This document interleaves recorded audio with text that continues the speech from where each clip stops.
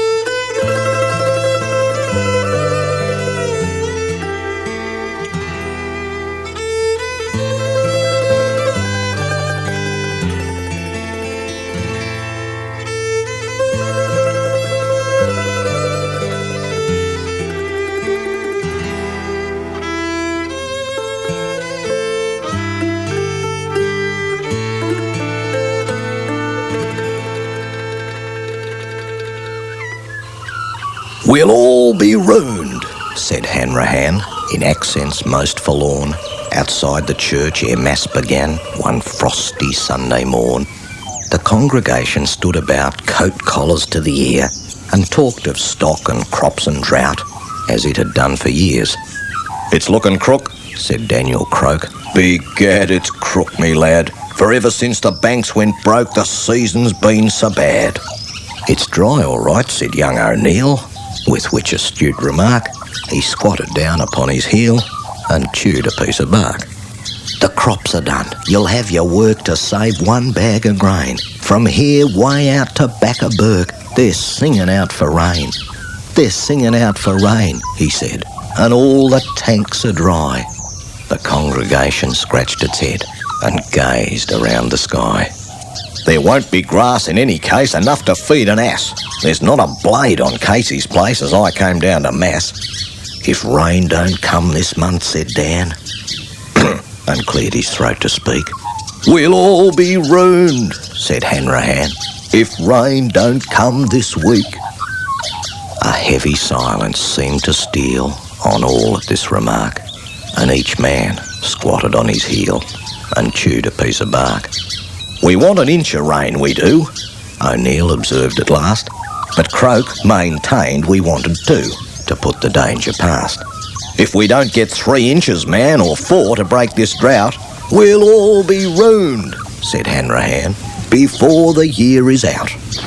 In God's good time, down came the rain, and all the afternoon, on iron roof and window pane, it drummed a homely tune. And through the night it pattered still, a lightsome, gladsome elves, on dripping spout and windowsill, kept talking to themselves. And every creek a banker ran, and dams filled over top. "We'll all be ruined," said Hanrahan, "if this rain doesn't stop." And stop it did, in God's good time, and spring came into fold, a mantle o'er the hills sublime of green and pink and gold. And days went by on dancing feet with harvest hopes immense, and laughing eyes beheld the wheat nid-nodding o'er the fence. And oh, the smiles on every face as happy lad and lass, through grass knee-deep on Casey's place, went riding down to Mass. While round the church in clothes genteel discoursed the men of mark, and each man squatted on his heel and chewed his piece of bark. "There'll be bushfires for sure, me man, there will without a doubt. We'll all be ruined," said Hanrahan, "before the year is out." 'Twas Mulga Bill from Eaglehawk that caught the cycling craze. He turned away the good old horse that served him many days. He dressed himself in cycling clothes, resplendent to be seen, and hurried off to town and bought a shining new machine.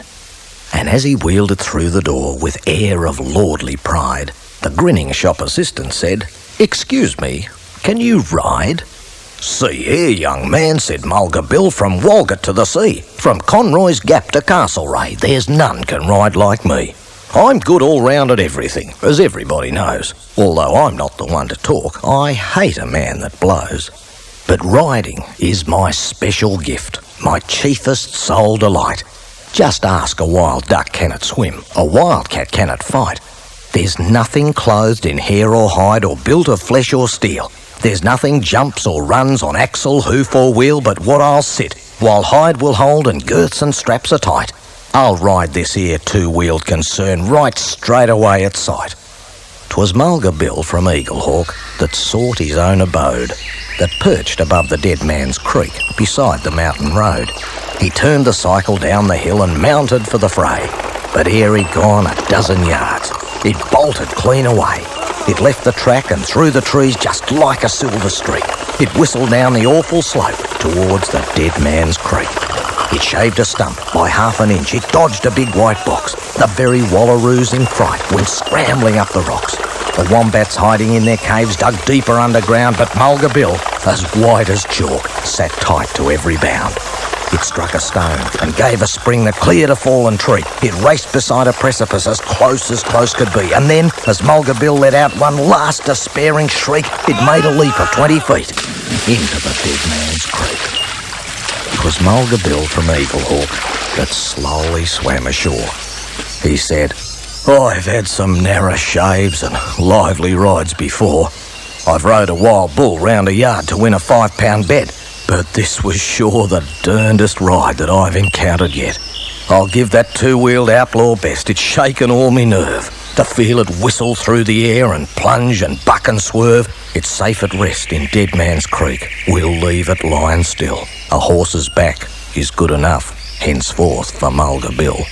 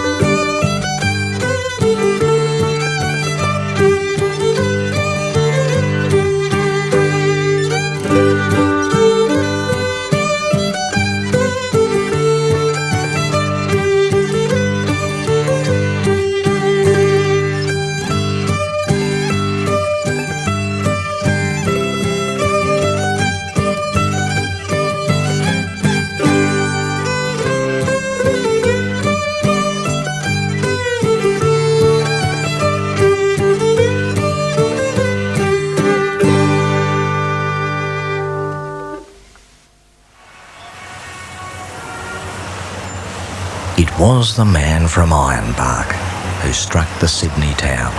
He wandered over street and park, he wandered up and down.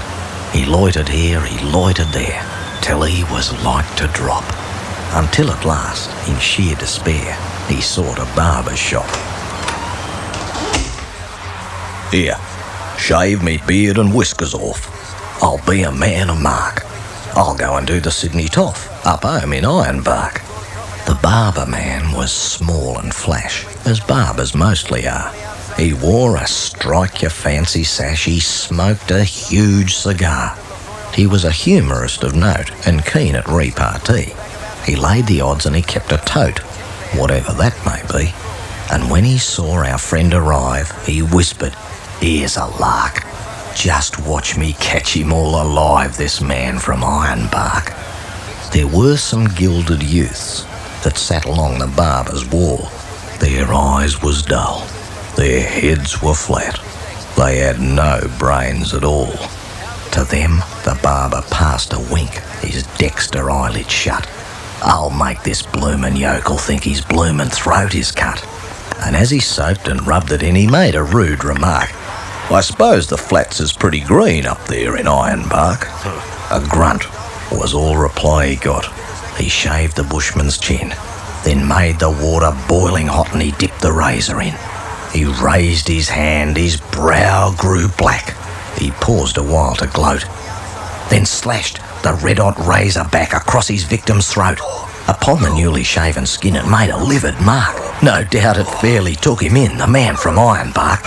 He fetched a wild up-country yell, might wake the dead to hear. And though his throat he knew full well was cut from ear to ear, he struggled gamely to his feet and faced the murderous foe. "You've done for me, you dog, I beat. One hit before I go. I only wish I had a knife, you blessed murdering shark. But you'll remember all your life the man from Ironbark." He lifted up his hairy paw. With one tremendous clout he landed on the barber's jaw and he knocked the barber out. He set to work with tooth and nail, he made the place a wreck. He grabbed the nearest gilded youth and he tried to break his neck. And all the while his throat he held to save his vital spark. "And murder, bloody murder," yelled the man from Ironbark. Now a peeler man who heard the din came in to see the show. He tried to run the bushman in, but he refused to go. And when at last the barber spoke and said, "'Twas all in fun, was just a little harmless joke, a trifle overdone." "A joke," he cried. "By George, that's fine, a lively sort of luck. I'd like to catch that murdering swine some night in Ironbark." And now, while round the shearing floor the listening shearers gape, he tells the story o'er and o'er and brags of his escape. "Them barber chaps what keeps a tote. By George, I've had enough. One tried to cut me bloomin' throat, but thank the Lord it's tough." And whether he's believed or not, there's one thing to remark, that flowing beards are all a-go, way up in Ironbark.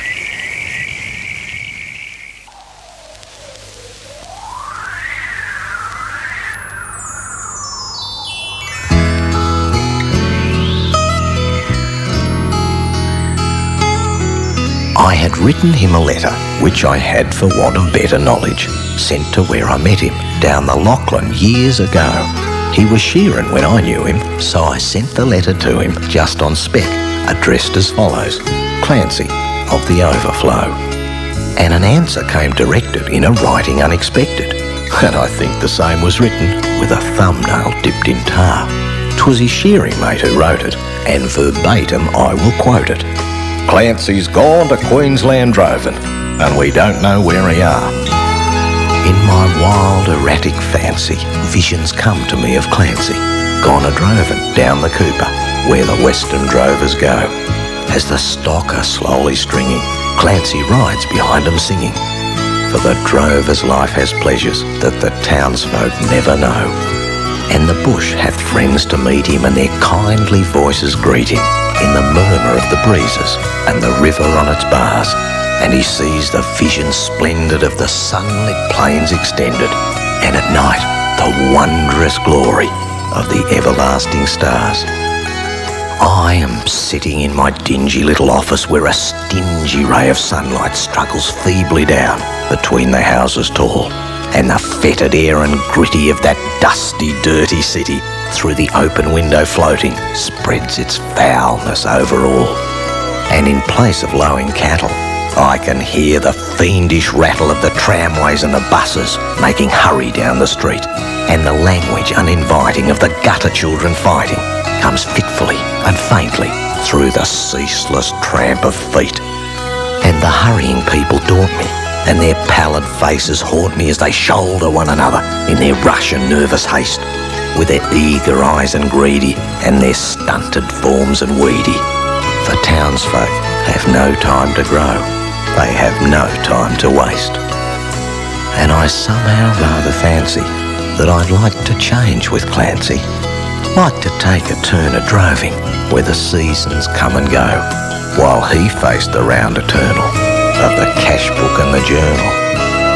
But I doubt he'd suit the office, Clancy of the Overflow.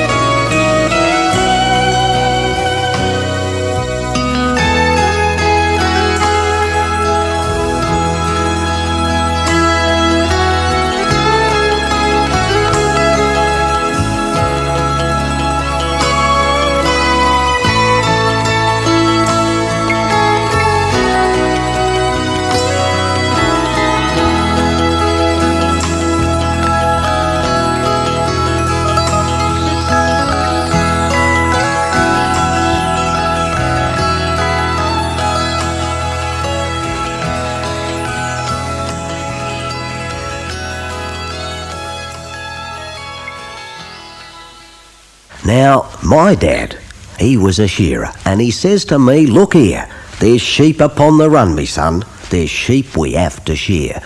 My dad, he was a shearer, and a countryman as well. He says to me, "If they ain't sure, the country goes to hell." My dad, he was a countryman. I think I told you that. A man who knew Australia where the skyline's pretty flat. He never looked for spires and things for cutting out the sky. He had no vain desires and things, the same as you and I. My dad, he took the broader view, and sure with dinkum shears. And oh, good Lord, down at the board, if any man had ears, he'd hear 'em singing there while they ripped off the fleece. And me, well, I'm a shearer, but we've lost them days of peace. For I lives down in the city, and I knows the city streets. I have to be on tap, you know, what time the union meets. My father was a shearer, and he knew sheep through and through. He never yearned for city lights the same as me and you. My father was a countryman, and I'm thinking now, my father picked the best of it. He sang things anyhow. And when a man can't sing at work, sing shearing at the board, he's losing something all the time that workmen can't afford. Oh, me dad, he was a shearer, and he was a countryman. And here's me now, a shearer too. But sing, I never can. For why? I live in cities, and the city's in me blood, and the union bosses got me, and it's easy understood. I goes to union meetings, and they hands me all the dope. But do I know Australia? No, I haven't got a hope. I know the cities and the streets, and when the shearing's due, if you goes up or you stays down is what the boss tells you. Ah, me daddy was a shearer, and he knew sheep through and through. But I don't want to know 'em lest they pay a man, do you? Yes, I'm a city shearer, and when I go home at night, back home from these here picture shows and perhaps a little tight, I sort of gets to wondering if really, after all, me dad weren't on the dinkum track, and ain't I took a fall. For when me father shore a sheep, he sung there at the board. But shearers, they ain't singing now, for songs they can't afford. They're thinking of the dough they'll get and how they'll do it in. But my father sung to ringing blades and never cared a pin. And this is the change I get when all is done and said. If fellas cannot sing at work, they might as well be dead.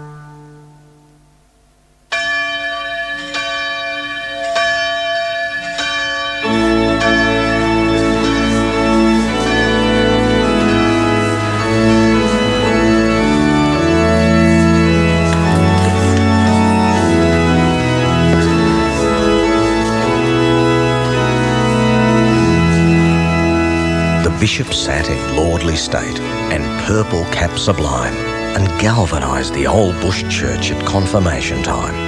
And all the kids were mustered up from 50 miles around, with Sunday clothes and staring eyes, and ignorance profound. Now was it fate, or was it grace, whereby they yarded to an overgrown 2-story lad from Tangmalangaloo? A hefty son of virgin soil, where nature has her fling, and grows the trefoil 3 foot high, and mats it in the spring, where mighty hills uplift their heads to pierce the welkin's rim, and trees sprout up 100 feet before they shoot a limb. There everything is big and grand, and men are giants too. But Christian knowledge wilts, alas, at Tangmalangaloo. The bishop summed the youngsters up, as bishops only can. He cast a searching glance around, then fixed upon his man. But glum and dumb and undismayed, through every bout he sat. He seemed to think that he was there, but wasn't sure of that. The bishop gave a scornful look, as bishops sometimes do, and glared right through the pagan in from Tangmalangaloo. "Come tell me, boy," his lordship said in crushing tones severe. "Come tell me, why is Christmas Day the greatest of the year? How is it that around the world we celebrate that day and send a message upon a card to those who are far away? Why is it that wandering ones return with smiles and greetings too?" A squall of knowledge hit the lad from Tangmalangaloo. He gave a lurch, which set a shake the vases on the shelf. He knocked the benches all askew, upending of himself. And oh, how pleased his lordship was, and how he smiled to say, "That's good, my boy. Come tell me now, and what is Christmas Day?" The ready answer bared a fact no bishop ever knew. "It's the day before the races out of Tangmalangaloo." This happened in the years gone by, before the bush was cleared, when every man was 6 foot high and wore a heavy beard. One very hot and windy day, along the old coach road, towards Joe Murphy's wayside pub, a bearded stranger strode. He was a huge and a hairy man, well over 6 foot high. An old slouch hat was on his head, and there was murder in his eye. No billy can was in his hand, no heavy swag he bore, but deep and awful were the oaths that swagless swaggy swore. Now, they were a rough and a ready lot, the bushmen gathered there, but every man was stricken dumb to hear that stranger swear. He cursed the bush, he cursed mankind, he cursed the universe. It froze their very blood to hear that swagless swaggy curse. "I met the Ben Hall gang," he said. "The bastards stuck me up. They pinched me billy, they pinched me swag, and they pinched me flamin' pup. They turned me blasted pockets inside out and took me only quid. I never thought they'd pinch me pipe, but so help me God, they did. I never done the gang no harm, I thought 'em decent chaps, but now I wouldn't raise a hand to save 'em from the traps. I'm fed up with the bush, and I'm heading for the town, where they won't stick a swaggy up or take a swaggy down." The bushmen were a decent lot, as bushmen mostly are. They filled the stranger up with beer, and a hat went round the bar. The shearers threw in some blankets to make a brand new swag, and the rousies gave him a billy can and a brand new tucker bag. Joe Murphy gave him a briar pipe that he hadn't smoked for years, and the stranger was too full for words, and his eyes, they dimmed with tears. The ringers shouted, "Drinks all round," and then to top it up, the shearers cook, the Babblin' Brook, gave him a kelpie pup. Next day, an hour before the dawn, the stranger took the track, complete with pup and billy can and swag upon his back, along the most forsaken road. Intent on dodging graft, he headed for the great northwest, and he laughed and laughed and laughed.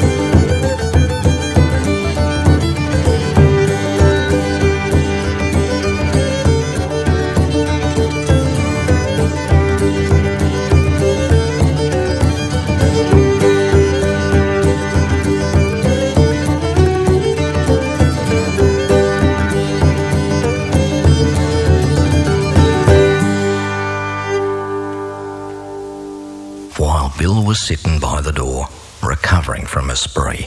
The bookie came and looked him over and said, "You used to be a smart man, Dad, I reckon, for you've got the build," said he.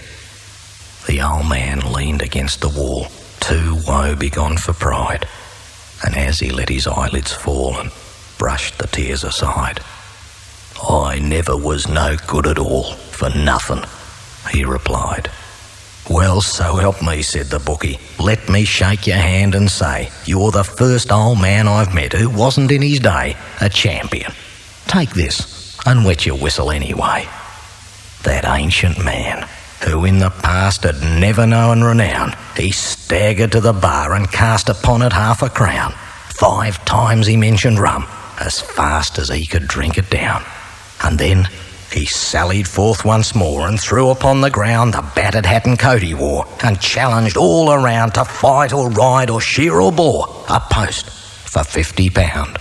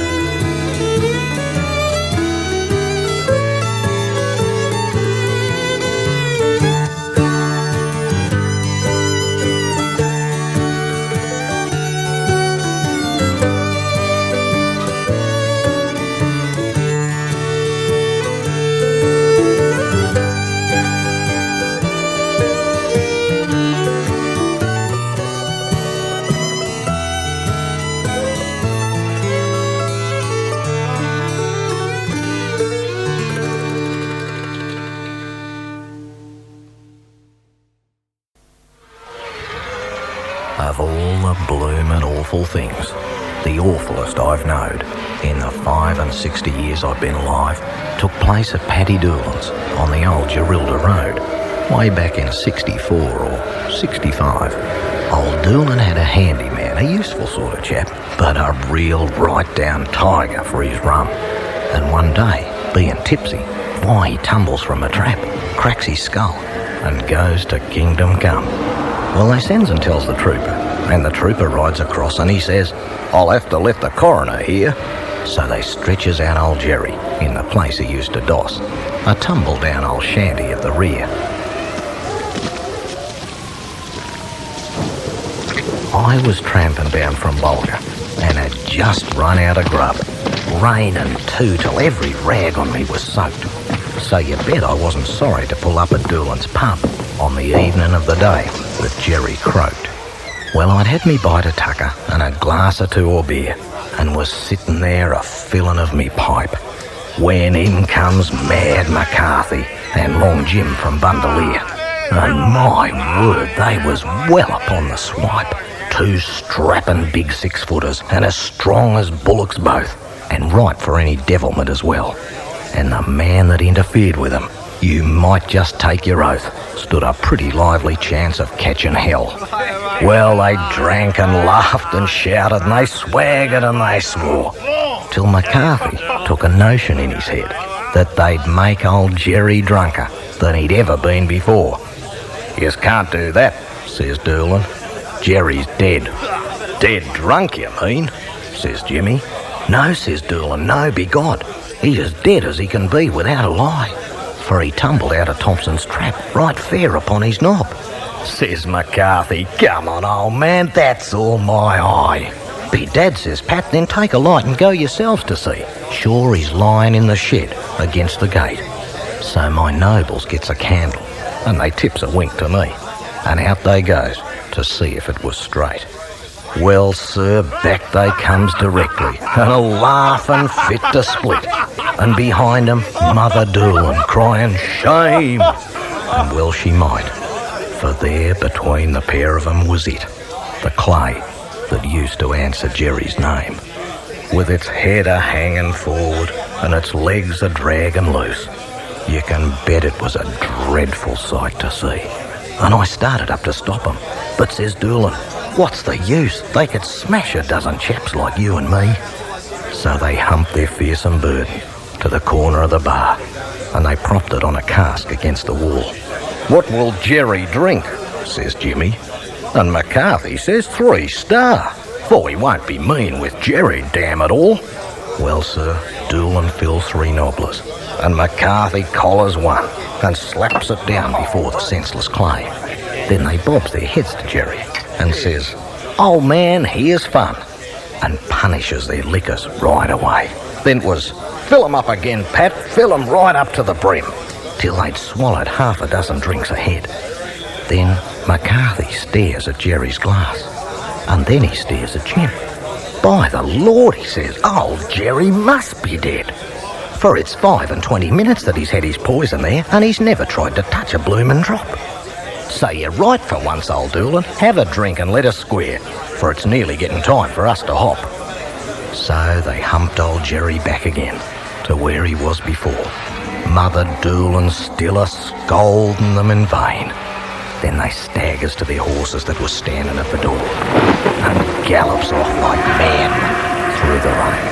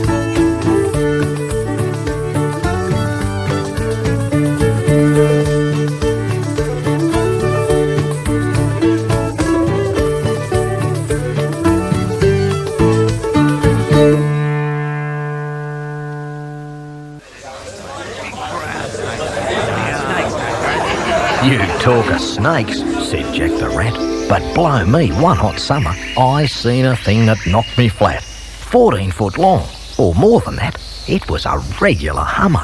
Lay right along a sort of bog, just like a log. The ugly thing was lying there and not a sign of moving. Give any man a nasty scare. Seen nothing like it anywhere since first I started droving. And yet it didn't scare me dog. Looked like a log. I had to cross the bog, you see, and Bluey I was humping. But wondering what that thing could be a-laying there in front of me, I didn't feel like jumping. And yet, though I shivered like a frog, it seemed a log. I takes a leap and lands right on the back of that there whopper. He stopped. We waited. Then Big Mac remarked, "Well then, what happened, Jack?" "Not much," said Jack, and drained his grog. It was a log.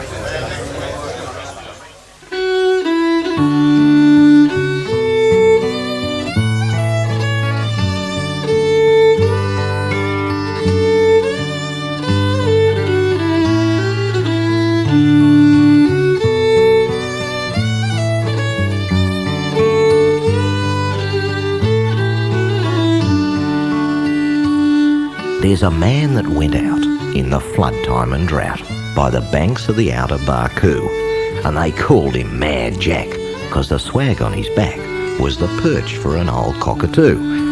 By the towns near and far, in shed, shanty and bar, came the yarns of Mad Jack and his bird, and this tale I'll relate. It was told by a mate. It's just one of the many I've heard. Now Jack was a bloke who could drink, holy smoke.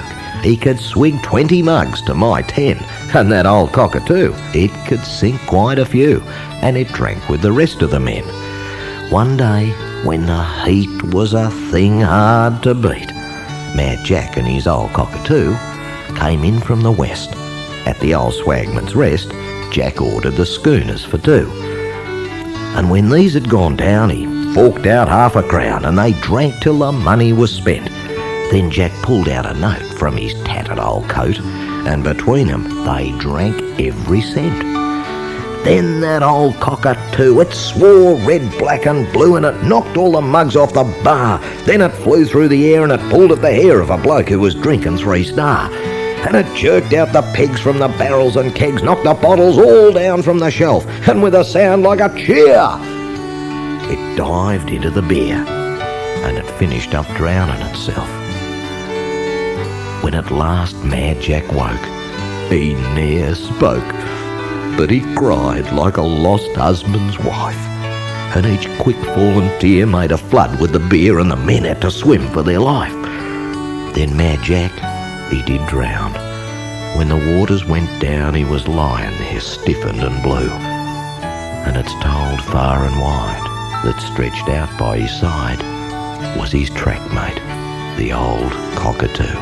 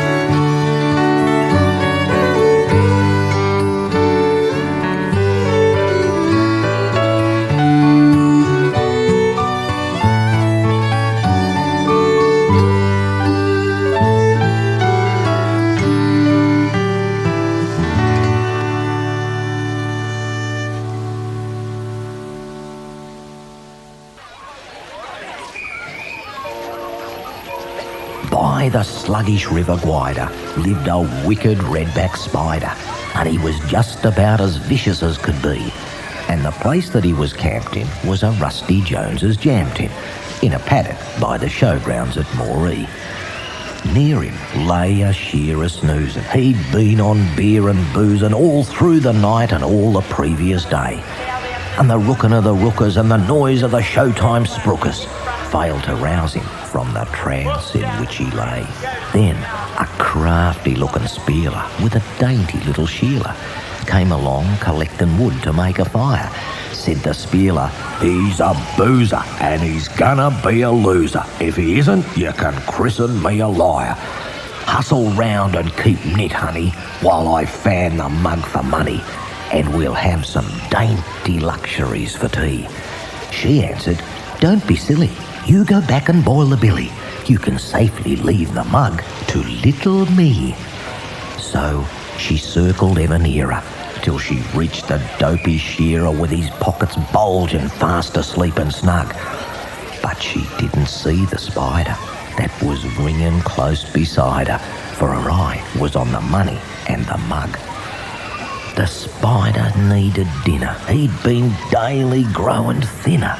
He'd been fasting and was hollow as an urn. As she eyed the bulging pocket, he just darted like a rocket and he bit that rookin' Sheila on the stern.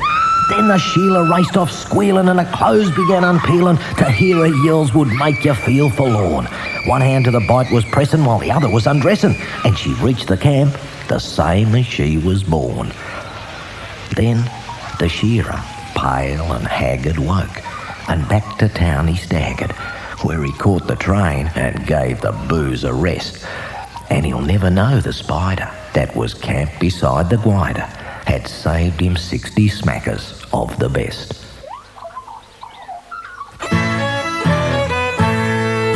He worked with us at Wantigong, old Mickety Mulga Jim. We'd all have gone blue mouldy if it hadn't been for him. He'd keep us yarning at the fire and laughing by the hour at his amusing anecdotes. By George, he had a power. He told us up in Queensland where he'd never go again. He came to some dry water hole upon a 10-mile plain. The tank was dry and Jim was dry, but being happy thought, he wrung his empty water bag and got about a quart. But he couldn't find a stick of wood to boil his billy by, so he struck a match into the grass, which then was pretty dry. He held the billy to the flame with a bit of fence and wire, but he had to go and follow it, so rapid run that fire. 5 miles across that flaming plain he chased the fire, did he? But when at last the billy boiled, he had forgot the tea.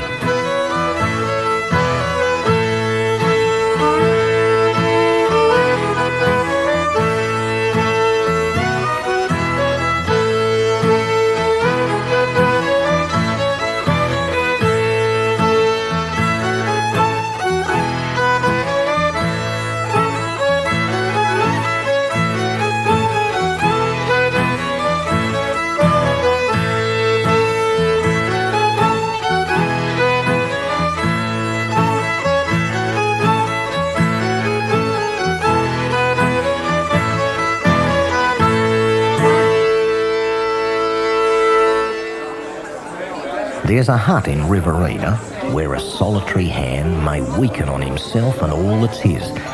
There's a pub in the Riverina where they keep a smashing brand of every sort of liquor short of fizz. And I've been and blued another 50-pounder at the pub. You're very sorry for me, I'll be bound.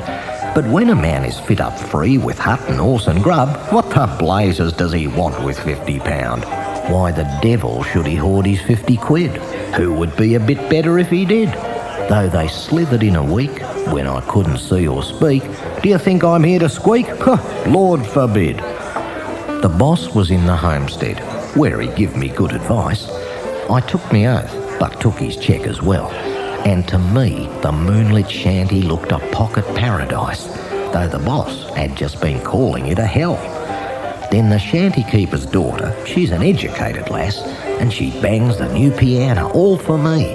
And the shanty keeper's wife, she sticks me up as bold as brass. And the shanty keeper's wife is good to see. 2 petticoats between them whisk you far, but the shanty keeper smoked behind the bar. Oh, his words were grave and few, and he never looked at you, but he just uncorked a new gallon jar. We fed, and then we started in the bar at 9 o'clock. At 12 we made a move into the cool. The shanty keeper, he was just as steady as a rock, and me as paralytic as a fool. I remember the veranda like a sinking vessel's deck, and a brace of moons suspended in the sky, and nothing more till waking and inquiring for me cheque, and the oath of all them 3, I'd drunk it dry. So that was all I got for 50 notes. The 3 of them stood lying in their throats. There was one that must have seen I'd have beat him blue and green if I hadn't gone and been off me oats. Thank the Lord I'm back at last. Though back-wrecked and whiskey-logged, yet the gates have not come open that I shut, and I've seen no broken fences and I've found no weak sheep bogged. and me little cat is purring in the hut. There's tea too for the billy can. There's water in the tanks, the ration bags hang heavy all around, and me good old bunk and blanket beat the bare veranda planks of the shanty where I blued me £50. Here I stick until I'm worth 50 more, when I'll take another cheque from the store. And with Riverina men, all the betting is that then I shall knock it down again, as before. There's a rock out in the Never on a desolate mulga range, upon the travelling stock route through Winton and Stonehenge, where an enterprising party by the name of Paddy Dunn went out to start a business in 1891. He started out from Brisbane with a load of precious stock to start a backblock shanty, and he settled on the Rock. He was his own distiller, and there must have been a ton of chemicals and vitriol went out with Paddy Dunn. To most the overlanders who passed that way with stock, Paddy Dunn was better known as the Devil on the Rock. He got a call bird up from town who was good at cracking jokes, a thing quite indispensable to lamb down bushy blokes. She was graceful, tall and clever, and for lambing took the cake, and was known out in the Never as the lovely Wide Awake. And Pat served out chain lightning to all thirsty souls who came, but if they didn't relish it, he would get there all the same. For Pat was enterprising with an eye to number one. He would introduce the card or dice and lay the donor on. To get away from that fair queen, they stood but little show, and she would pluck 'em pretty clean before she let 'em go. There were few could boast of leaving there with silver, gold or cheque, but there were a few could boast of coming out a total wreck. And the business seemed to flourish with the Devil on the Rock, for the drovers made good money then at overlanding stock. But those who drank too freely of his chemicals and dyes saw black and crimson serpents with blue tongues and fiery eyes. An odd one perhaps would wander off and die out in the bush, but as a rule the half-mile was the limit of the push. Then Paddy's business suffered when the public got a shock with the number of the skeletons round the Devil on the Rock. But Pat would always ring it in to blokes there on the booze that they were only skeletons of old man kangaroos.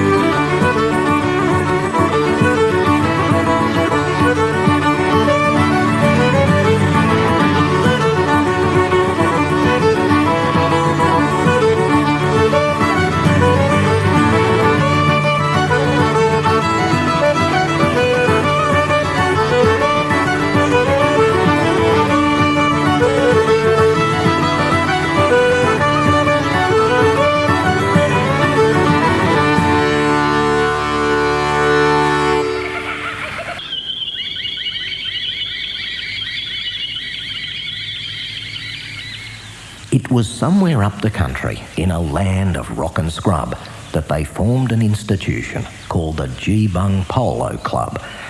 They were long and wiry natives from the rugged mountainside, and the horse was never saddled that the Geebungs couldn't ride. But their style of playing polo was irregular and rash. They had mighty little science, but a mighty lot of dash.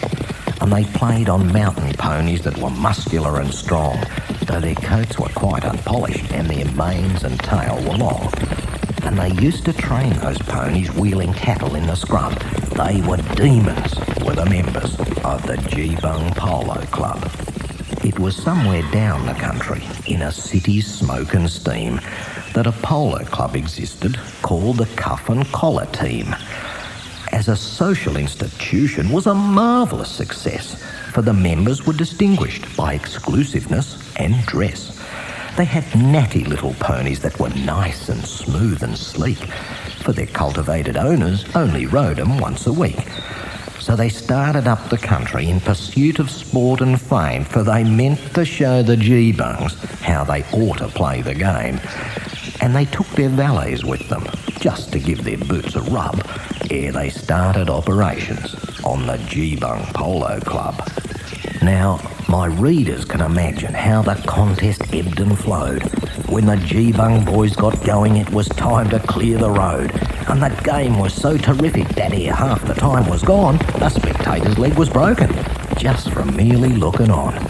For they waddied one another till the plain was strewn with dead, while the score was kept so even that they neither got ahead. And the Cuff and Collar captain, when he tumbled off to die, was the last surviving player, so the game was called a tie. Then the captain of the Geebungs raised him slowly from the ground. Though his wounds were mostly mortal, yet he fiercely gazed around. There was no one to oppose him. All the rest were in a trance. So he scrambled on his pony for his last expiring chance, for he meant to make an effort to get victory to his side, so he struck at goal and missed it. Then he tumbled off and died. By the old Campaspe River, where the breezes shake the grass, there's a row of little gravestones that the stockmen never pass, for they bear a crude inscription saying, "Stranger, drop a tear, for the Cuff and Collar players and the Geebung boys lie here." And on misty moonlit evenings, while the dingoes howl around, you can see their shadows flitting down that phantom polo ground. You can hear the loud collisions as the flying players meet, and the rattle of the mallets and the rush of ponies' feet, till the terrified spectator rides like blazes to the pub. He's been haunted by the spectres of the Geebung Polo Club.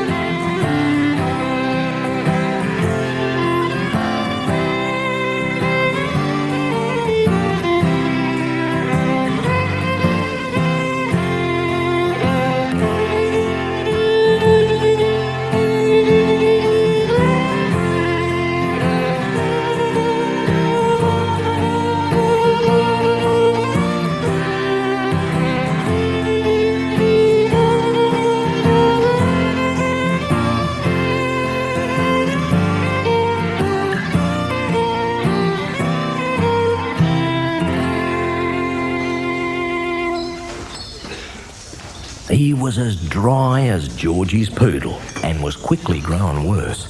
But he didn't hold the boodle. 'Twas a fact that made him curse. But he was a man of metal and was not exactly dumb. So he walked into McPherson's bar and called for rum. So they handed him the bottle, and he made that rum look queer, swigged it off and asked politely, "Is Jim Smith a staying here?" A peculiar sort of fella, but a decent Jim he is, and he's got a gammy left leg, and he walks like this. Then he limped, as his friend Smith did, to the door and did a git. And McPherson, realising that he hadn't paid his bit, cursed until the glasses rattled and the beer machine got jammed. Then he wound up with a homely phrase of, "Well, I'm damned." Now, the chap who had McPherson thought the joke too good to lose. So he told a friend of his'n, who was dying for a booze, how he'd scored his cheap refreshment, though he didn't tell him where. And that friend, he struck McPherson's and he called for beer. And they drew a quart of swanky, it was in a pewter pot, and he downed it in a single gulp and said, "It's mighty hot. Is Tommy Brown a staying here? He's whiskers on his fizz, and he's kind of wooden-legged, and he walks like this." Then McPherson waxed wrathy. There was murder in his gloat, and he leapt him o'er the counter, seized the joker by the throat, and he shouted, "Brown's not staying here. I don't know who he is, but McPherson's pretty handy, and he kicks like this."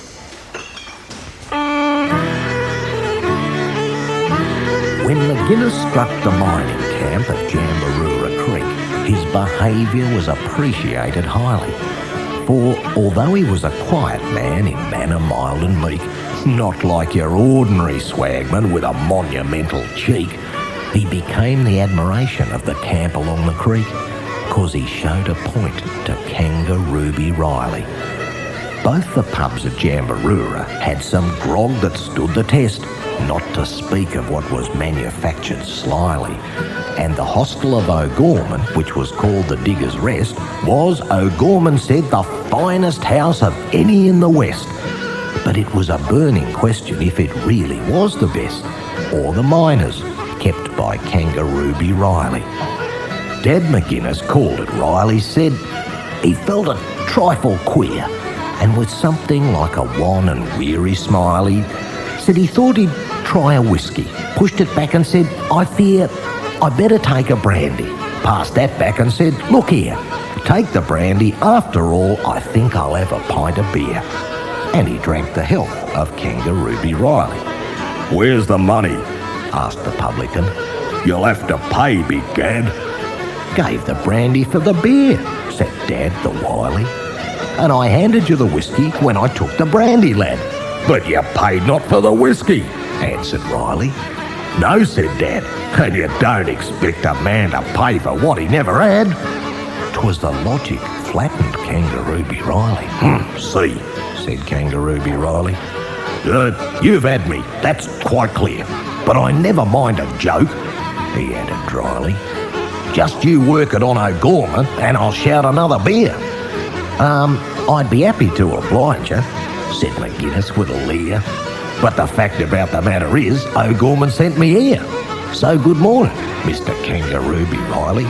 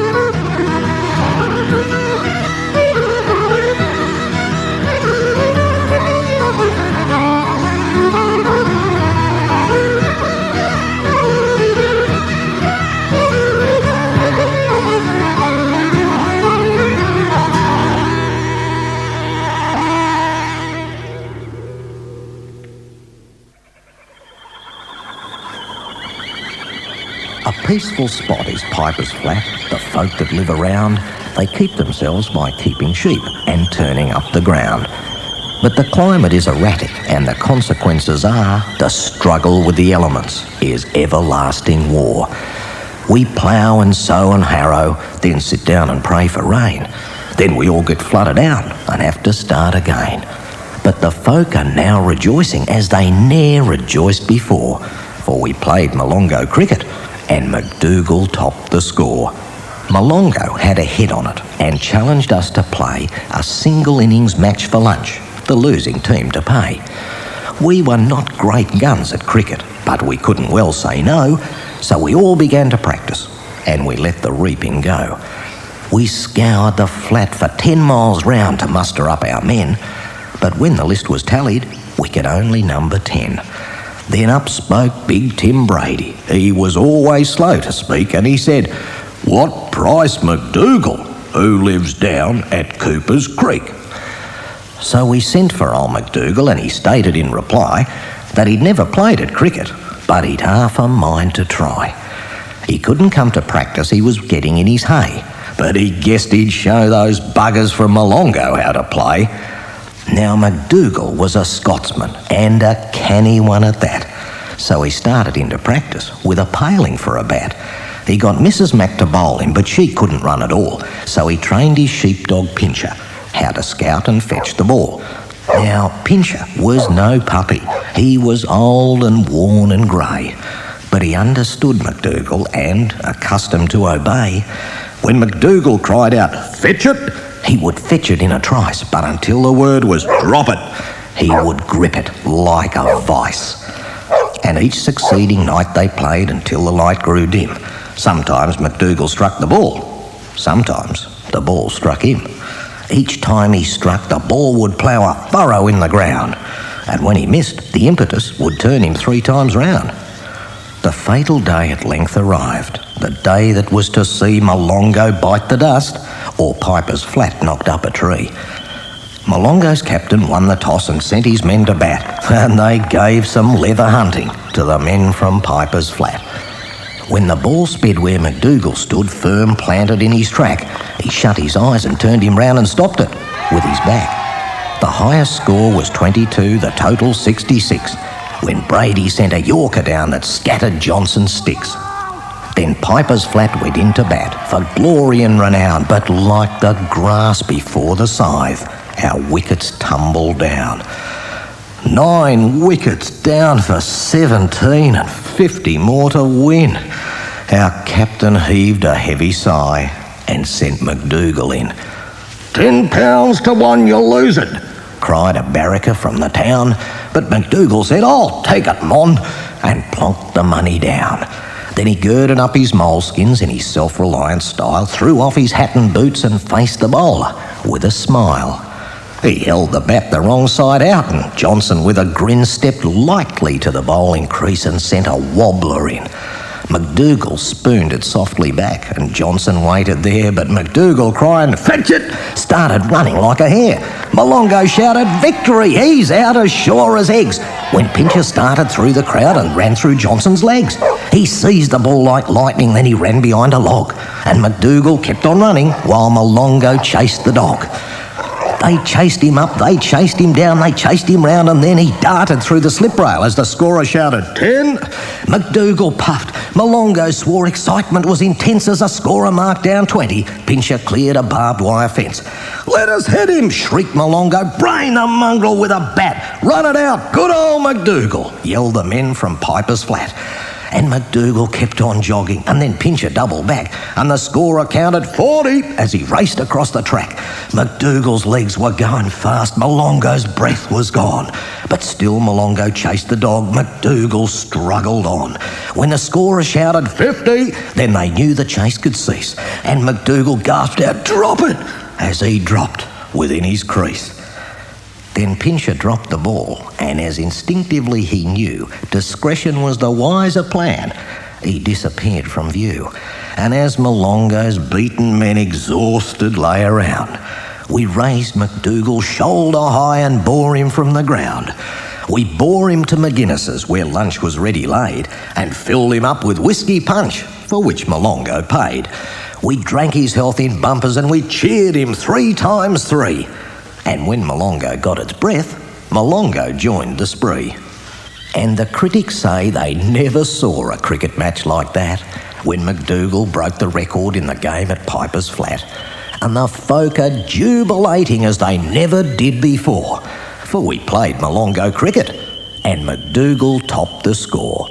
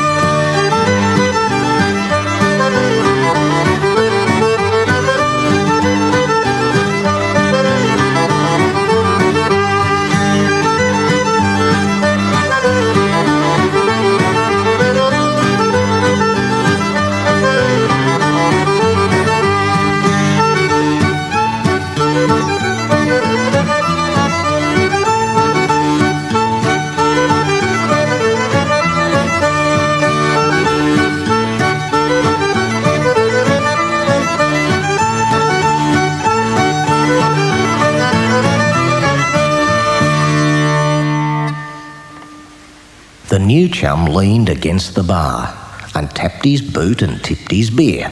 Then looking round remarked, one thing you chaps don't have out here.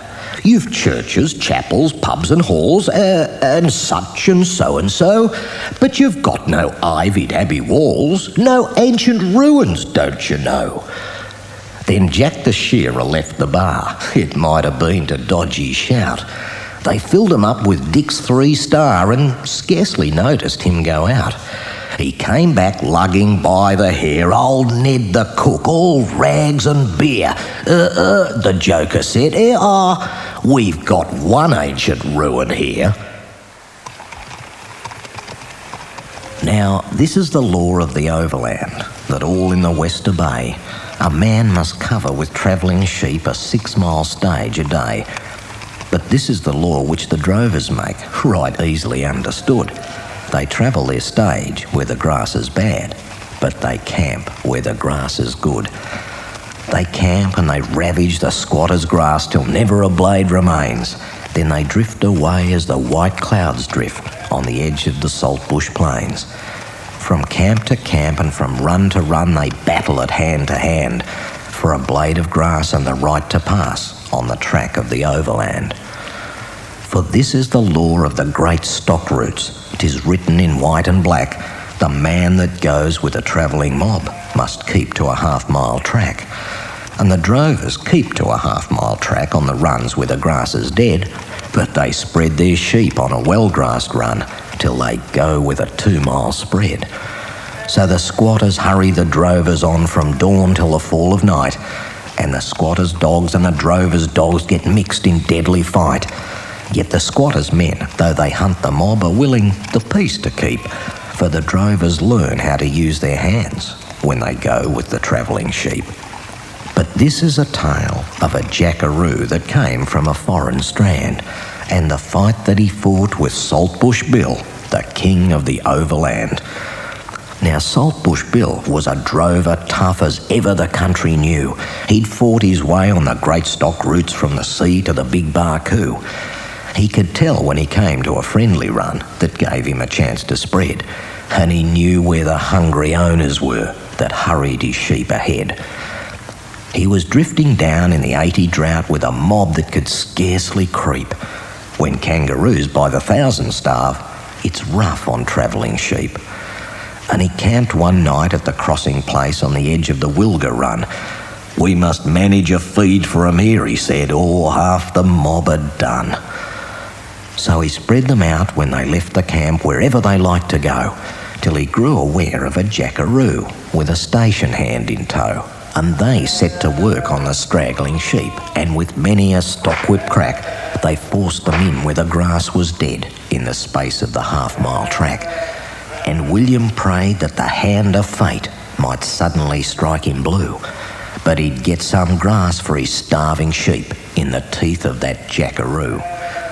So he turned and he cursed the jackaroo. He cursed him alive or dead, from the soles of his great unwieldy feet to the crown of his ugly head, with an extra curse on the Moki road and the cur at his heels that ran, till the jackaroo from his horse got down and went for the droving man.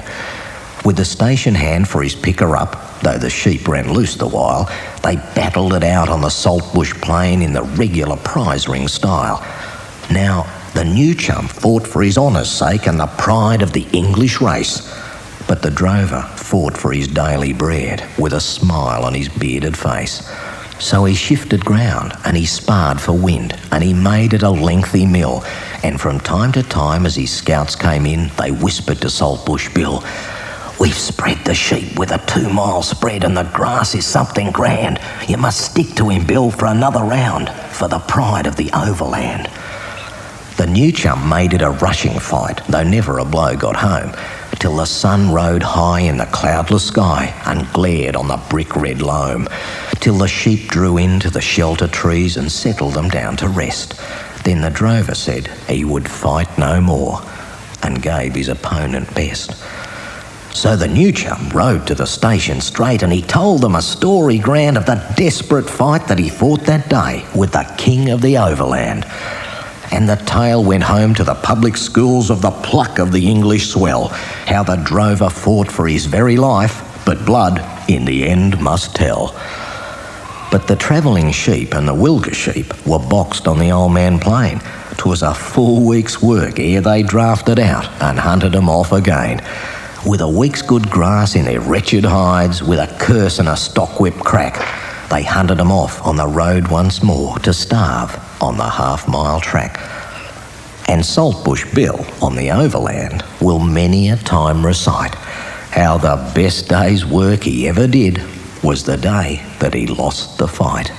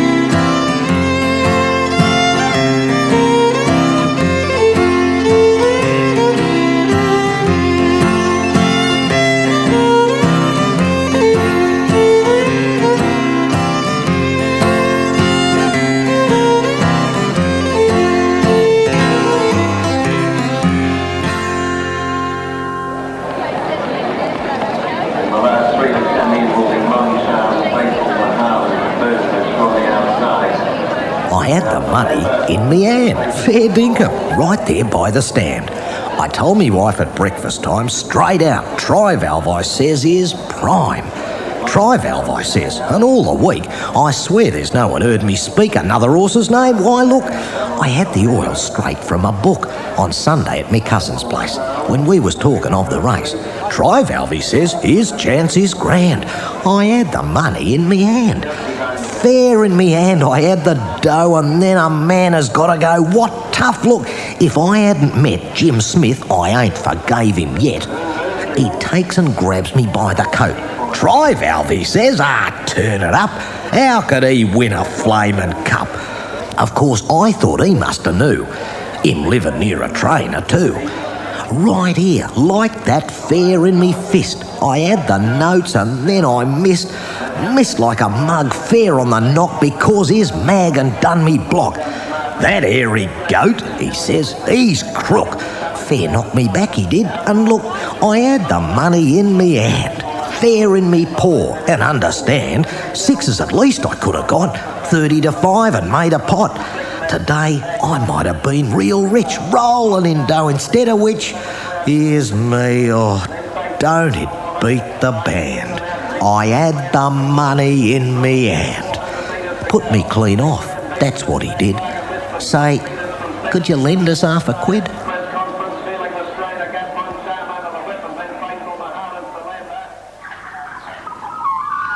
The cause of all the trouble was McCabe the Jackaroo, who had ordered what facetiously he'd christened wild stuff stew.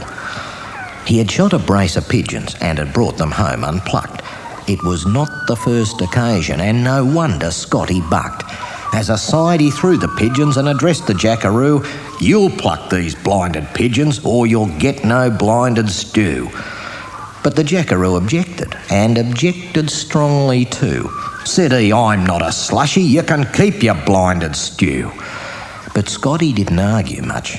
He winked across at Blue, and turning to the slushy said, "I'll give him wild stuff stew." The next day it was Sunday, and not having much to do, we all assisted Scotty in the making of a stew.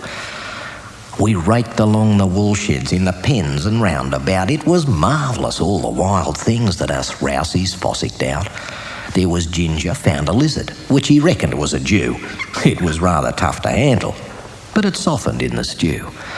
Then Snowy found some hairy things inside a musterer's tent, and Splinter found a lady frog, and in the lady went. From McGregor, who'd been foxing, we obtained a skin or two. It should have gone to bootlace, but it went into the stew. Then someone found a Kelly that the boundary rider shot. It was more or less fermented. Still, it went inside the pot. And Scotty found some insects with an overpowering scent, and the slushy trapped a mother mouse, and in poor mother went. There was some hesitation about a spider in a tin. We didn't like the small red spot, but Scotty dumped it in. Then there was a host of other things, I can't recall the lot, that were cast into eternity per medium of the pot. These strange and weird concoctions that the natives sometimes brew would be as mild potations compared to Scotty's stew. And when the Jackaroo arrived, a happy man was he to find that Scotty, after all, had cooked a stew for tea. He rolled his eyes and snuffed the fumes. 'Twas dinkum stuff, he swore. He complimented Scotty and he passed his plate for more. And when we'd let him have his fill, we took him round to view a list of what had left this world to enter Scotty's stew. I grant you, there were wild things connected with that stew, but there was nothing wilder than McCabe the Jackaroo. He got the dries and then the shakes, and we felt shaky too. We were thinking of the spider with the red spot in the stew. We rushed him to the homestead. They told him there was flu. But us rousies, we knew better. It was Scotty's wild stuff stew. But Scotty isn't cooking now, for Scotty long is dead. They say he turned it in through booze at Thur Laguna Shed. And away across the border there's a certain Jackaroo who for years has never tasted what he christened wild stuff stew.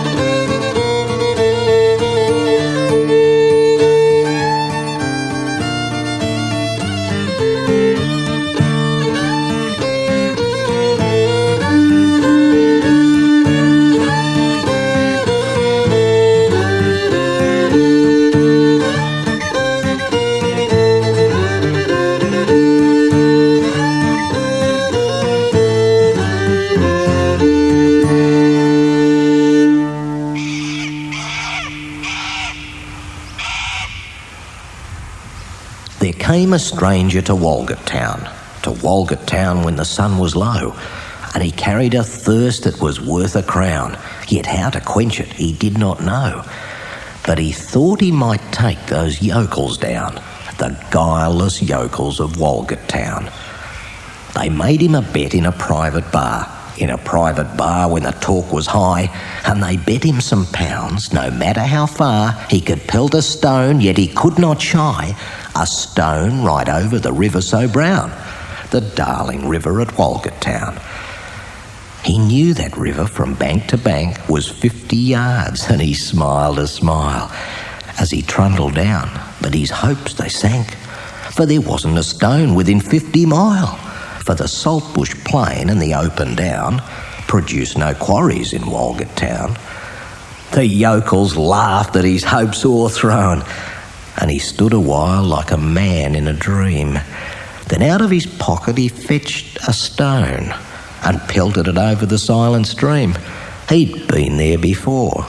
He'd wandered down on a previous visit to Walgett Town. There was movement at the station, for the word had passed around that the colt from Old Regret had got away and had joined the wild bush horses. He was worth £1,000, so all the cracks had gathered to the fray. All the tried and noted riders from the stations near and far had mustered at the homestead overnight, for the bushmen love hard riding where the wild bush horses are, and the stock horse snuffs the battle with delight.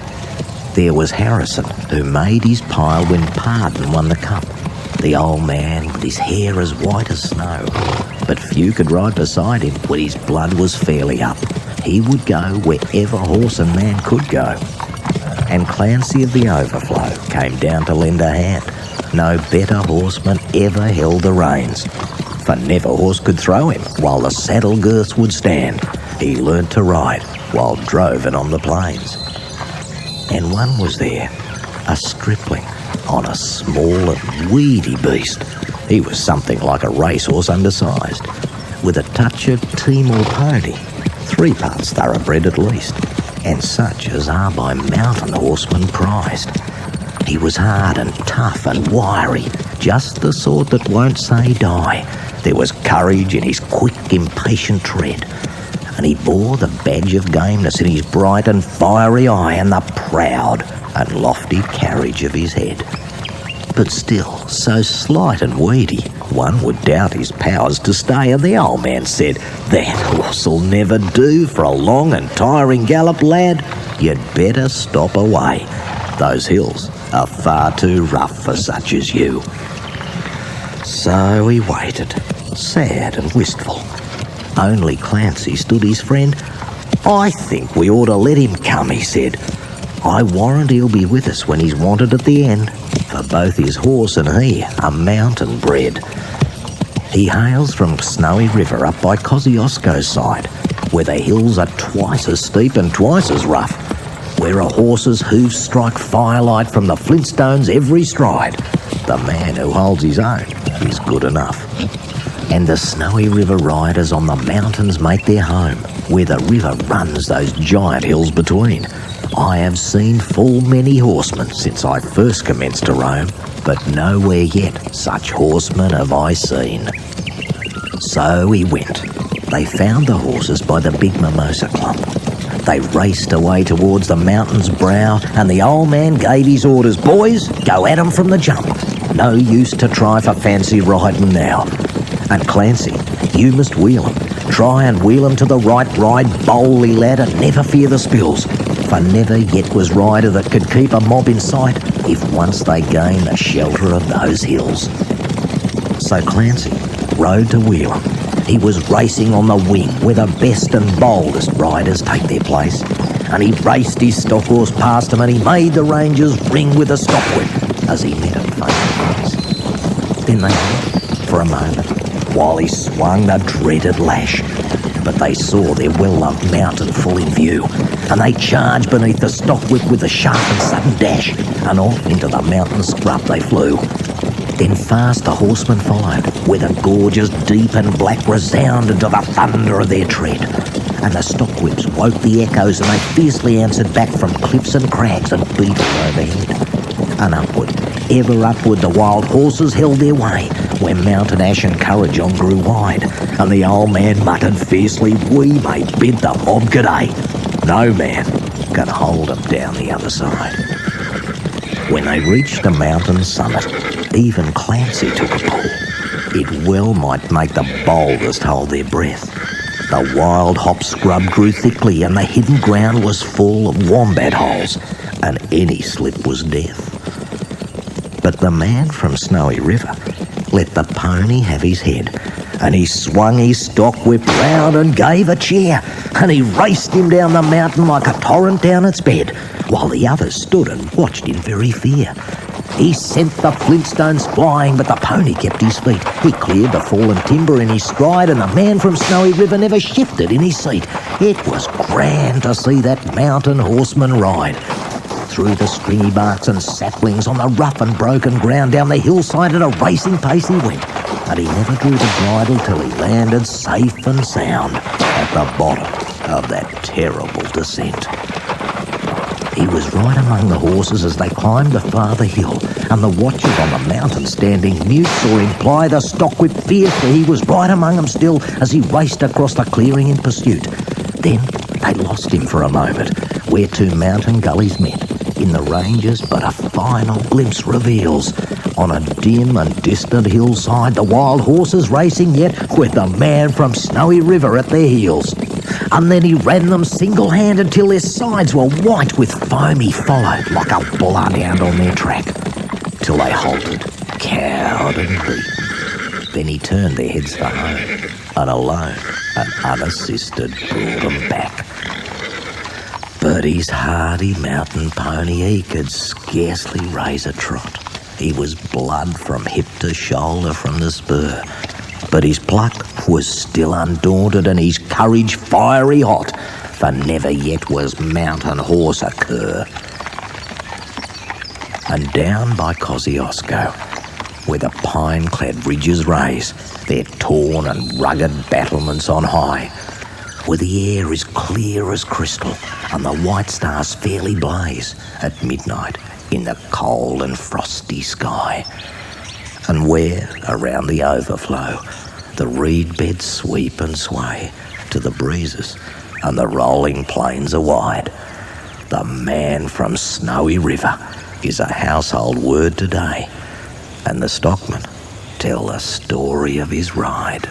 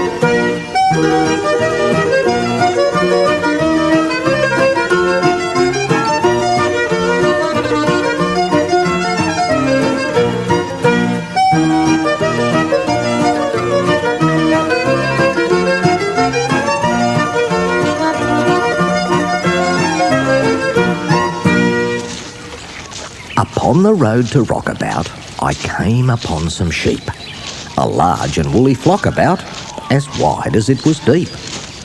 I was about to turn about, to ask the man to tell some things I wished to learn about, both sheep and wool as well, when I beheld a rouseabout, who lay upon his back, beside a little house about a furlong from the track. I had a lot to talk about, and said to him, "Good day." But he got up to walk about, and so I went away. The old man sat upon his swag. His eyes were red and bleared. I doubt he'd had a wash for days or even combed his beard. He cadged me pouch and filled his pipe and calmly blew a cloud. "Some blokes ain't got no pride," he said, but I was always proud. I mind one time I humped me swag along the Lachlan side. A blazing drought was on the land and all the stock had died. One night, a good bit after dark, I reached a country town. Pulls up outside the local hall and flings me bluey down. A dance was going on within, a crowd was on the floor. I hitches up me pants a bit and mooches to the door. Some tarts are taken round the grub, thinks I'm just in time. A cup of tea will do me good, them sandwiches look prime. But all at once, the head serang, a great big hulking brute, hops right across the floor to me and landed me a beaut. He never said what made him knocked or what he done it for, just simply hits me good and hard and knocks me out the door. I landed fair upon me back, I got a nasty jar, thinks I, now that ain't too polite, I wonder who we are. But perhaps he don't mean any harm. I hitches up me pants and made me mind up, come what would, I'd take another chance. I mooches in the door again, they're carting round the sweets, cream puffs and buns and rainbow cakes and other fancy eats. I'm just a reaching out me duke, when strike me blue and blind, one fella grabs me in front, another from behind. They swings me like a bag of chaff and shouted, 1, 2, 3. And then they laughs at all as go, and it was go for me. I hurtled out into the night and lands upon a stump. Just put your hand behind me ear, you still can feel the lump. That settled me, my oath it did. They'd hurt me in me pride, and I decided there and then I wouldn't go inside. I knew I wasn't welcome there. I saw it clear as print. Some blokes ain't got no pride at all, but I can take a hint. There once was a shearer by name Bluey Brink, a devil for work and a devil for drink.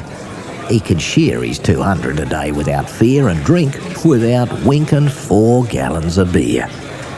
Now Jimmy, the barman who served out the drink, he hated the sight of this here Bluey Brink, who stayed much too late and who came much too soon, at evening, at morning, at night and at noon. One morning, as Jimmy was cleaning the bar, with sulphuric acid he kept in a jar, old Bluey came yelling and howling with thirst. "Whatever you got, Jim, just hand me the first." Now it ain't in the histories, it ain't put in print, but Bluey drank acid with never a stint, saying, "That's the stuff, Jimmy, well, strike me stone dead. That'll make me the ringer of Stevenson's shed." Now all that long day as he served out the beer, poor Jimmy was sick with his trouble and fear, too worried to argue, too anxious to fight, seeing the shearer a corpse in his fright. When early next morning he opened the door, then along come the shearer, asking for more, with his eyebrows all singed and his whiskers deranged and holes in his hide, like a dog with the mange. Says Jimmy, "And, how did you find the new stuff?" Says Bluey, "It's fine, but I've not had enough. It gives me great courage to shear and to fight. But why does that stuff set me whiskers alight? I thought I knew drink, but I must have been wrong, for what you just give me was proper and strong." It sets me to coughing, and you know I'm no liar, and every bloody cough set me whiskers on fire.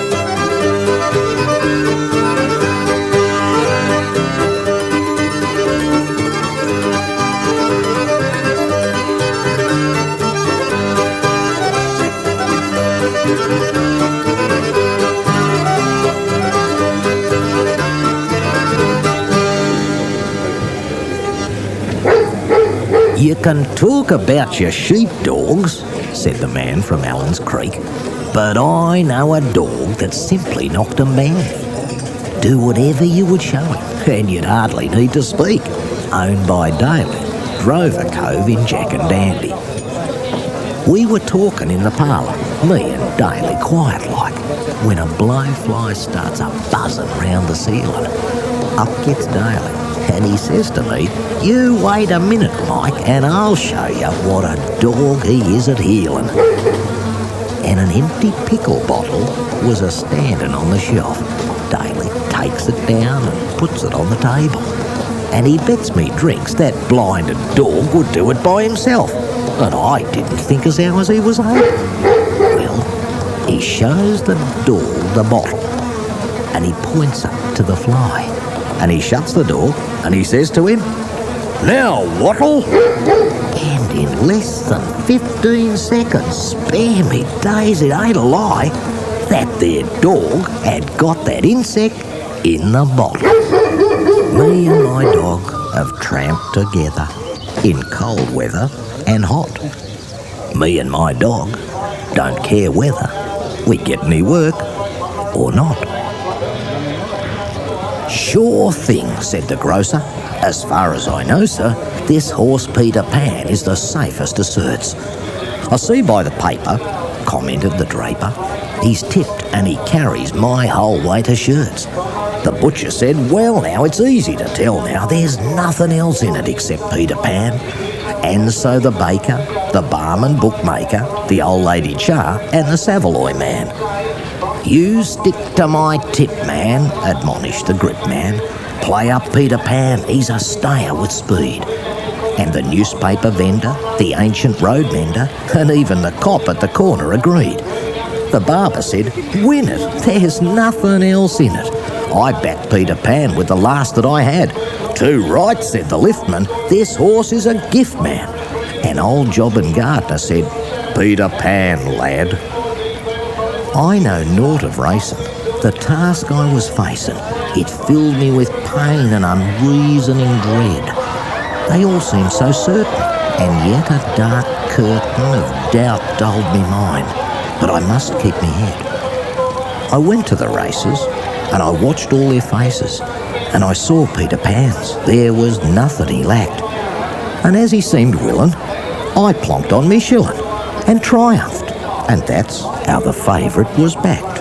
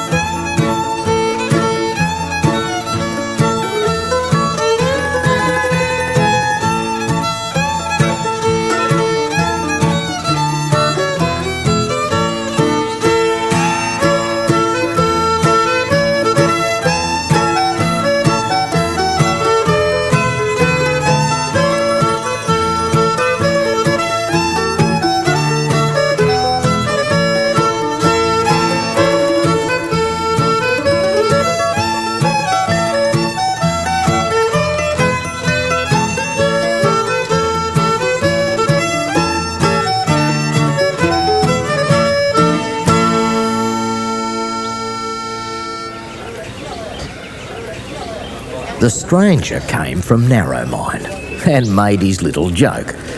They say we folks in Narromine are narrow-minded folks, but all the smartest men down here are puzzled to define a kind of new phenomenon that came to Narromine.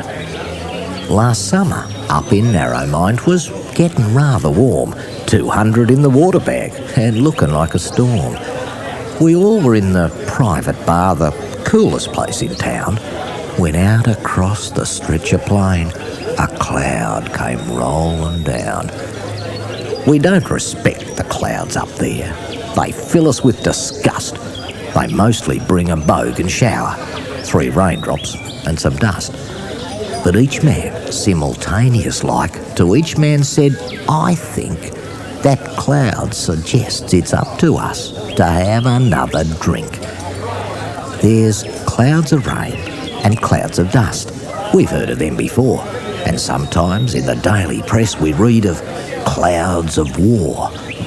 But if this ain't the gospel truth, I hope that I may burst. That cloud that came to Narromine was just a cloud of thirst. It wasn't like a common cloud, 'twas more a sort of haze. It settled down about the streets and stopped for days and days, and not a drop of dew would fall and not a sunbeam shine to pierce that dismal sort of mist that hung on Narromine. We couldn't leave the private bar, no matter how we tried. Shearers and squatters, union men and blacklegs side by side were drinking there and durst not move, for each was sure, he said, before he'd get a half-mile, the thirst would strike him dead. We drank until the drink gave out. We searched from room to room and round the pub like drunken ghosts went howling through the gloom. The shearers found some kerosene, had settled down again. But all the squatter chaps and I, we staggered to the train. And once outside the cloud of thirst, we felt as right as pie. But while we stopped about the town, we had to drink or die. I hear today it's safe enough. I'm going back to work, because they say the cloud of thirst has shifted on to Burke. But when you see those clouds about, like this one over here, all white and frothy at the top, just like a pint of beer, it's time to go and have a drink, for if that cloud should burst, you'd find the drink would all be gone, for that's a cloud of thirst. We stood the man from Narromine, a pint of half and half. He drank it off without a gasp in one tremendous quaff. I joined some friends last night, he said, in what they called a spree. But after Narromine was just a holiday to me. And now, beyond the western range, where sunset skies are red, the clouds of dust and clouds of thirst go drifting overhead. The railway train is taking back, along the western line, that narrow-minded person on his road to Narromine.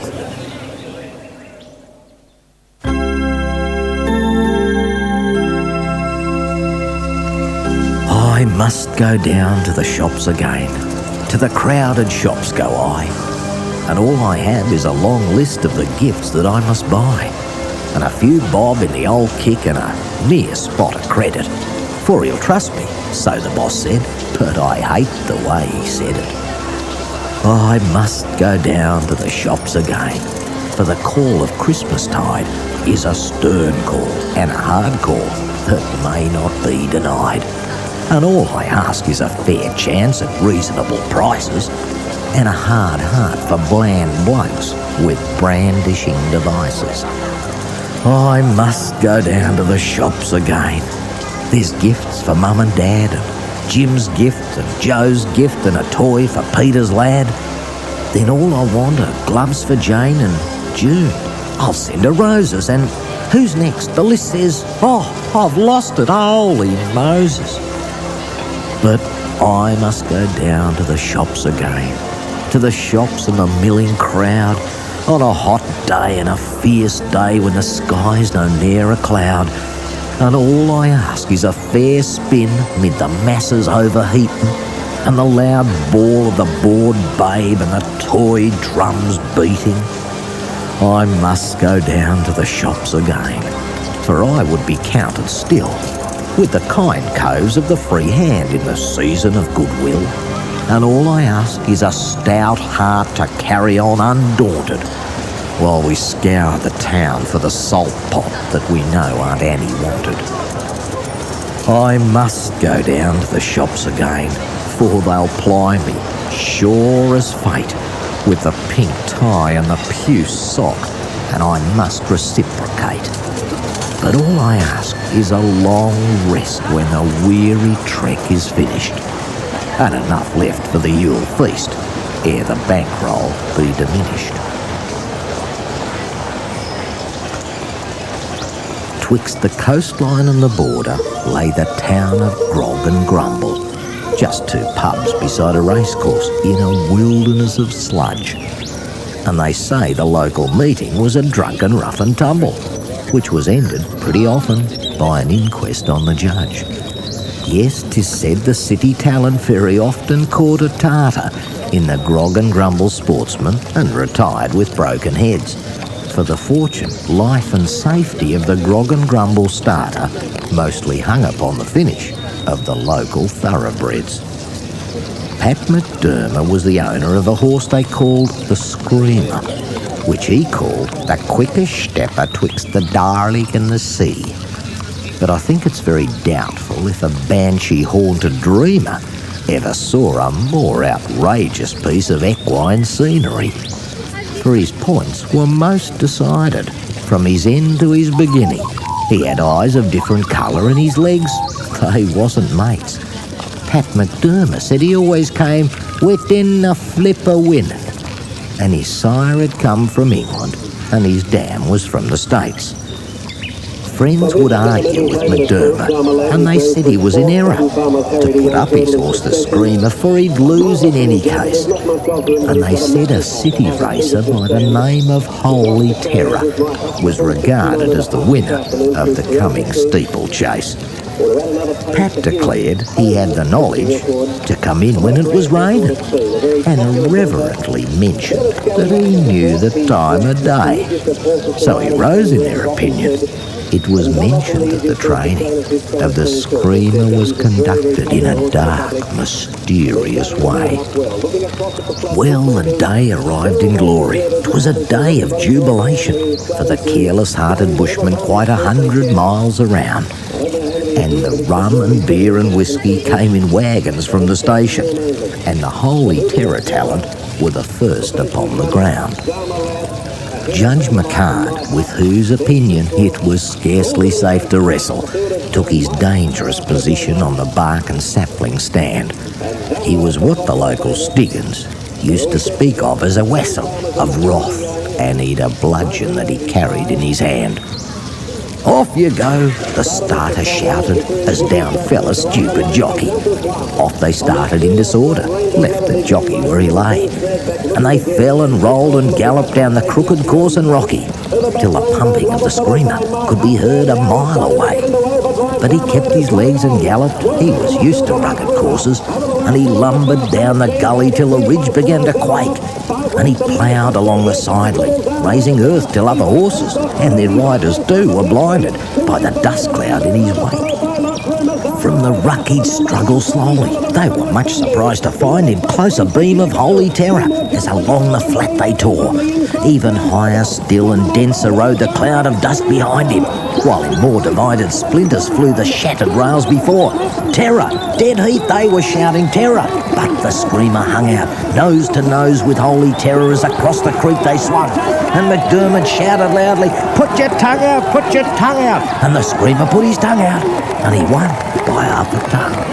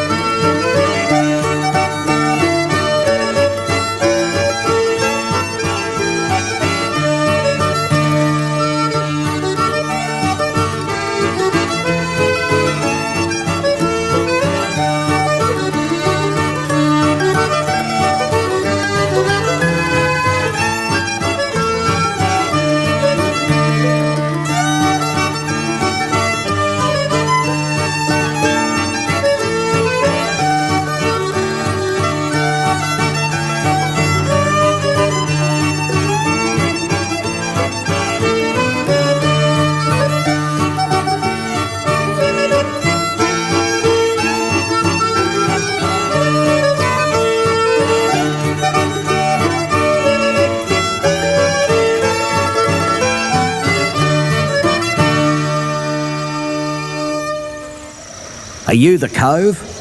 He spoke the words as swagmen only can. The squatter freezingly inquired, "What do you mean, my man? Are you the Cove?" His voice was stern.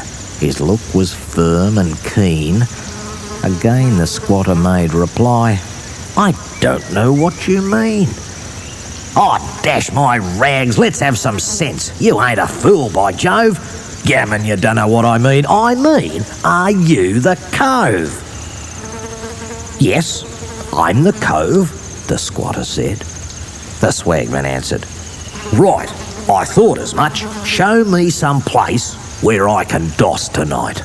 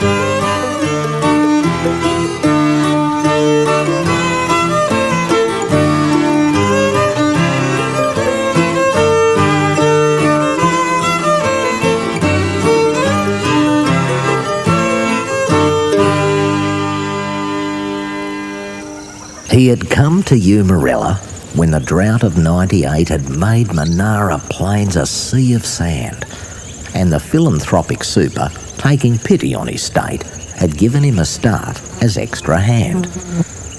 No doubt he'd been a wonder, for at night he'd sit for hours and boast of marvellous feats he'd seen and done. How he'd won the Axeman's Trophy at the show in Charters Towers and had killed a Syrian hawker just for fun. How he'd rung the shed at Blackall, beating Howe by 30 sheep. He'd broken outlaw horses in at night, and in 7 rounds at Gympie put O'Sullivan to sleep, with a blow for which he had the patent right. Now, we had a horse, an outlaw, bred on Eumerella Run. No fiercer colt had ever stretched the reins. He'd thrown Monara Billy and the station breaker done, and was reckoned bad throughout the southern plains. The skipper came down strolling. We had planned the joke, of course. "I've letters here, must catch the mail," he said. You had better take 'em, Jimmy. You can ride the chestnut horse, but mind him, or he'll have you on your head." Now, Jim threw on the saddle, and the colt stood like a sheep. One moment, and we thought our joke would fail. But Jim was barely seated when the colt, he gave a leap and went at it like a demon through the rails. Down the lane we followed, and we opened wide our eyes to see Jim like a perfect horseman sit. He would fetch the stock whip round him every time the colt would rise, and would tease him with the spurs whene'er he lit. We made a rush for horses. Down the lane we followed fast to see our outlaw thrashed was something new. But when we reached the clump of trees where we had seen him last, both horse and man had disappeared from view. For miles the track we followed, and for days we sought in vain. All was bustle, horsemen riding here and there. From the cattle camp on Kindra to the farms on Little Plain, we searched the rugged country in despair. The days to weeks had lengthened, still no tidings came to hand. We felt all hope of finding them was lost, till a party searching eastward saw some footprints in the sand, showing plainly that a horse had lately crossed. So we tracked along the hoof marks where once deep grasses grew, and on a flat hemmed in by gorges deep, we found that chestnut bucking still for all he ever knew, and Jim was there astride him, fast asleep.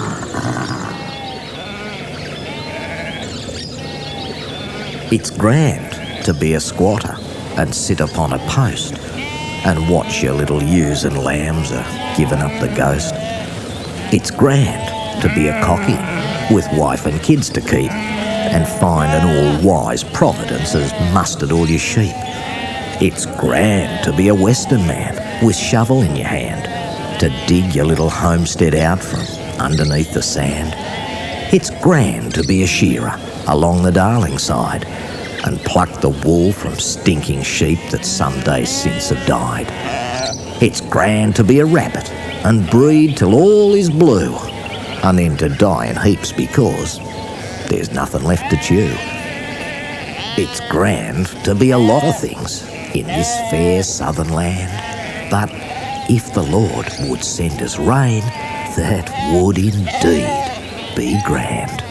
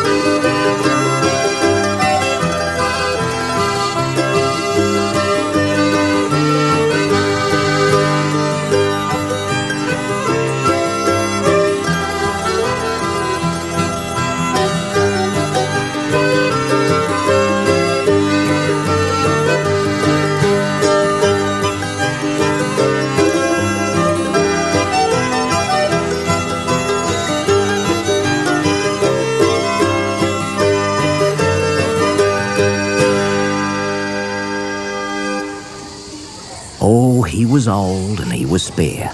His bushy whiskers and his hair were all fussed up and very grey.